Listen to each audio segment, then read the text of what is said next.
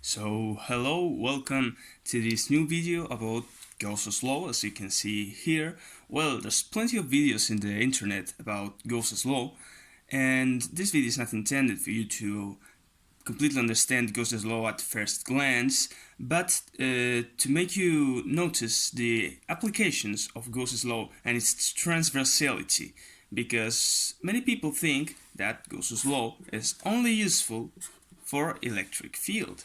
But we can also talk about Gauss's law for the magnetic field.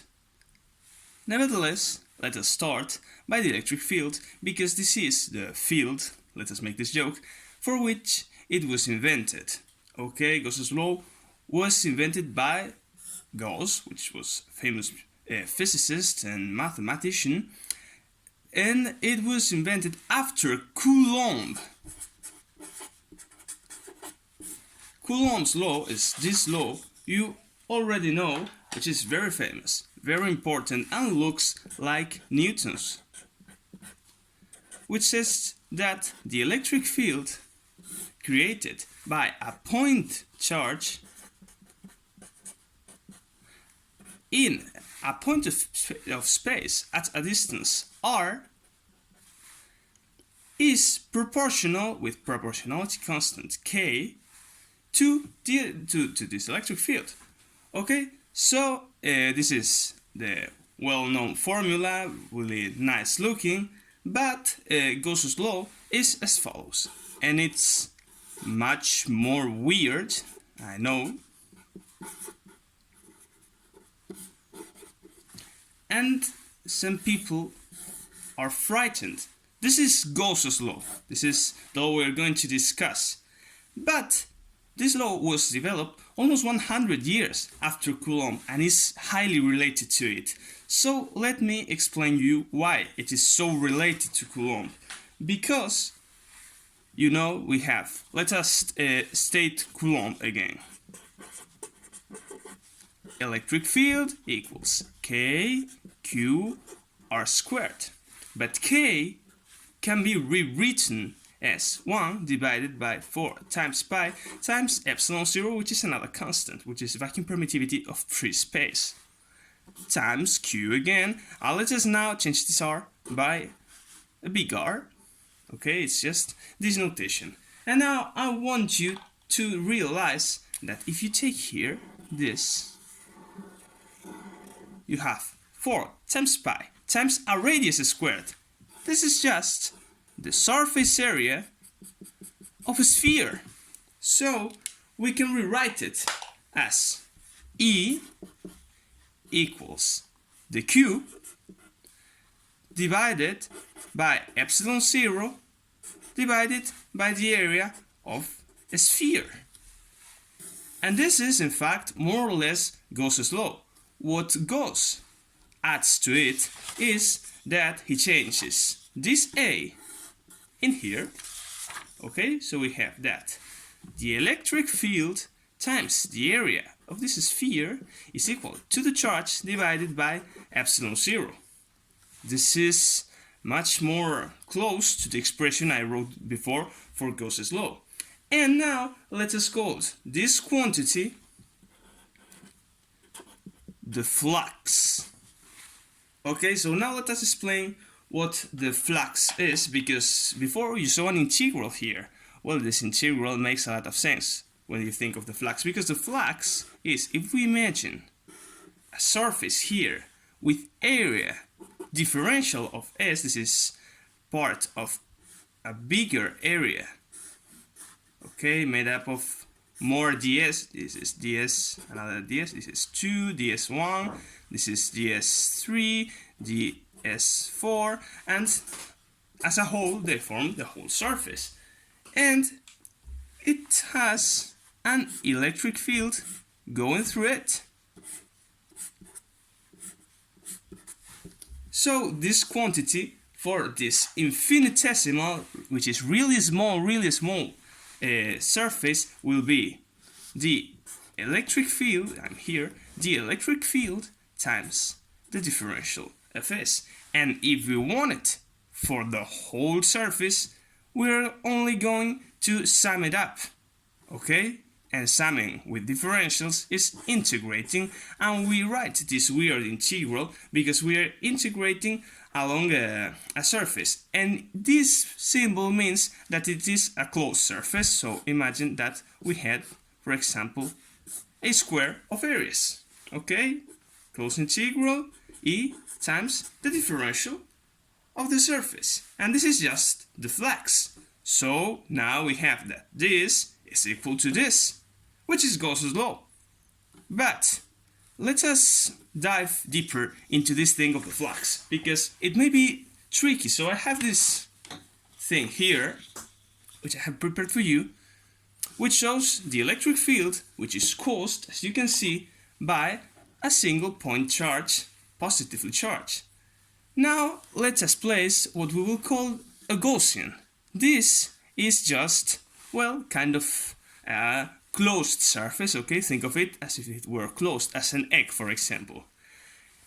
And let us count the number of field lines in this Gaussian surface. So if we place it here, we can see that 1, 2, 3, 4, 5, 6, 7, 8 lines go out of the Gaussian surface. So the electric field, we could count it at, for example, 8. Okay, 8 Newton Coulomb, for example. But if we place it here, for example, now we have 1 that enters, 2 that enters, 3 that enter. Let us put it here, 3 that's entering. But this one enters, and we have 1 that goes out, another 1 that will go out, and another 1 which will go out. So we have 3 going in, 1, 2, 3, and 3 going out. So we can say that the net flux through this surface is 0, because the number of field lines, which is the E in the previous expression, is equal entering the surface and going out of the surface. And this is the Q, the small q we were talking about before. Let us think now of another case, an electric dipole with a positive charge and a negative charge. Okay, now we can count again the lines. We have 1, 2, 3, 4 lines that are going out, 5 and 6 lines that are going out of the Gaussian surface. But now we have 1 and 2 that go in again. 1, 2, 3, 4. Another 6 which go in. And these never go out, neither go in. So the net flux is 0. But if we move it, for example, in here, we can notice that all of these lines are entering the surface. So 1, 2, 3, 4, 5, 6, 7, 8, 9, 10, and never go out. Okay, so now the charge enclosed by the surface is, let us say, minus q. Now it is minus q plus q, and applying this well-known superposition principle, okay, we have that the flux will be 0, and the same happens here. Here we are enclosing a charge q, but if we go out, for example in here, now we are not enclosing a charge anymore, so it does not make sense to talk about a flux, because these lines of field, of electric field that go in are the same ones as the ones which go out. But what if we have a display of much more charges? For example, let us think of this. Many charges. And we are placing again our Gaussian surface, and we see that before we had 8 lines going out, and now we have much more lines because we have much more charges, so the intensity of the electric field may be much stronger. Again, we are going to apply our old friend, the superposition principle, and we can say that this charge is equivalent to one big charge, which we can call big Q, and this is the notation you were seeing before. And this thing of the flux, I think, is very useful, okay? But you may be wondering, well, okay, and now what am I going to use this for? This is what we have just written. This is the symbol for the flux, the use of the flux. This is what I am going to discuss with you now, because this is the flux, and this is equal to the charge enclosed Remember, if this one positive, one negative, charge enclosed is 0. And if it's all positive, you can apply the summa torus and everything you want, divided by epsilon 0, which remember is the vacuum permittivity, the permittivity of free space. This is a product of the vectors. The vector of the surface is a vector which is perpendicular to the surface, okay? So, as this is a dot product, we can put here a dot. This is proportional to the cosine of the angle they make. And if they make an angle of 0, the cosine will be 1. So if the electric field is perpendicular to the surface, and this is parallel to the surface vector of that surface, this flux will be maximal, okay? And it will be E times the surface. And it will be equal to the charge enclosed divided by epsilon 0. Now, the flux is very useful when the electric field is constant along all the surface, because then we can take it out of the integral, because this is an integral in surface, okay? The differential surface here. So, the C goes out, we have this thing here that we can plug here inside, and notice that this is the very same as we did before with Coulomb's law, because this thing we can substitute it by the total surface, and we think of it that the electric field times the total surface, which is normal to this electric field, is equal to the charge enclosed inside this surface divided by epsilon 0. So if we had a sphere, then we could say, well, this is that. And we plug it in here, and we have Coulomb's law if the surface is a sphere. For example, if we have a cylinder enclosing some charge, okay, we have the lateral surface of the cylinder times twice the surface of the basis of the cylinder. But as we have this cosine here, the cosine of 0, if the cylinder is displayed in this way, the field will go in this direction, in this direction, but not in this direction because it's too thin, okay? So we consider it 0 and it goes out. So it's lateral surface times the cosine of pi halves. And this is 2 times pi times r times h. So we can find the electric field caused by a cylinder, a thin cylinder, just plugging it here with the epsilon 0, okay?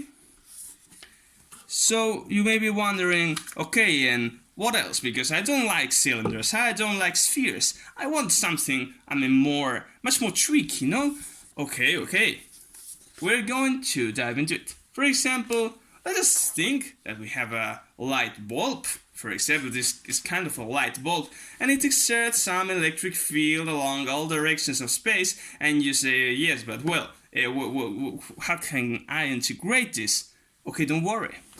You just make this again and apply some summa torus. And we had before that the flux, which was in a sphere, okay, so we can divide it into a sphere and a cylinder. We can say sphere and cylinder.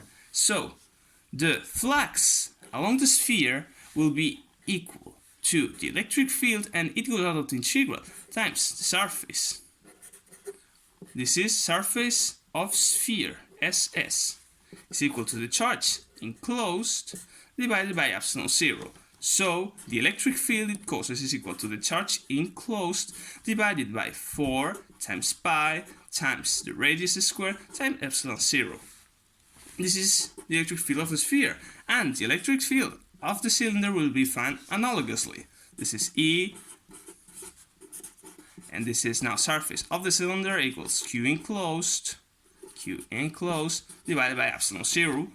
So now we plug it in here and we say E, and we remind this thing that we had before for the cylinder, okay? So now SL cosine of pi halves, and it is just 2 times pi times r times h, so it's Q enclosed divided by epsilon 0 to pi r h. This h will be the height of the cylinder, okay? This will be this height of the cylinder. And we got it. We have found the electric field, which is caused by this strange shape. Of course, we need to have either the charge density, because then we divide by the volume, or the total charge enclosed by the surfaces, okay? So you see that Gauss's law is useful for finding the electric field of highly symmetric surfaces, for which we know the area with some kind of nice formula, such as the sphere, the cylinder, okay? But applying the superposition principle, we can find it for much more complex shapes, okay? But let's just forget about the electric field now, because Gauss's law has something to say about magnetic fields.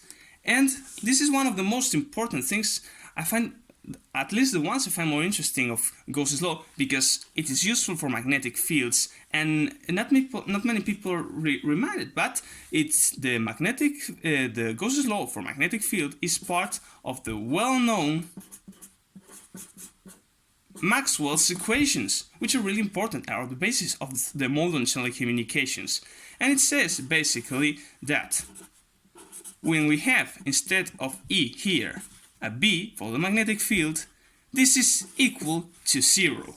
And why is this? Well, let's just put again some Gaussian surfaces around this whole things. And if we here have a magnet, okay, with its North Pole and the South Pole, and all the field lines go to the South Pole of a magnet always, if you know something about magnetism, but don't think too much of it, okay? Because what we're interested in is that all the lines are closed, okay? So if we place a Gaussian here, this will be as before, where we have positive and negative. This is just a dipole, so the lines that go out enter again, goes out, enters again, it goes out, enters again. This goes out. Oh, it seems like it does not enter. Oh, well, yes, it does. Okay, so Gauss's law says that the net flux around in a Gaussian surface, which is placed around a magnetic dipole, is 0. But maybe you have watched a lot of sci-fi films and read a lot of sci-fi novels, and you say, well, but what about magnetic monopoles? Well, Gauss's law for magnetism is so important because it is an axiom that denies the existence of a magnetic monopole. Okay, so the existence of Gauss's law for the magnetic field is itself the sentence that is telling us that there cannot be magnetic monopoles. Well, if you find in nature one day when you are walking through the street a magnetic monopole, then apart from the magnetic monopole, you may have found a prize which is awarded by the King of Sweden. So, good luck with it, okay? And that's all I wanted to tell you about Gauss's law. Not just why it is useful for finding how the distributions of the electric field can be deduced by splitting them in small pieces and applying your old friend the superposition principle, but its transversality, and that is useful for explaining Coulomb's law, because it was developed later, for explaining the electric field and for explaining the magnetic field and this experimental evidence. So I hope it has been useful, and goodbye.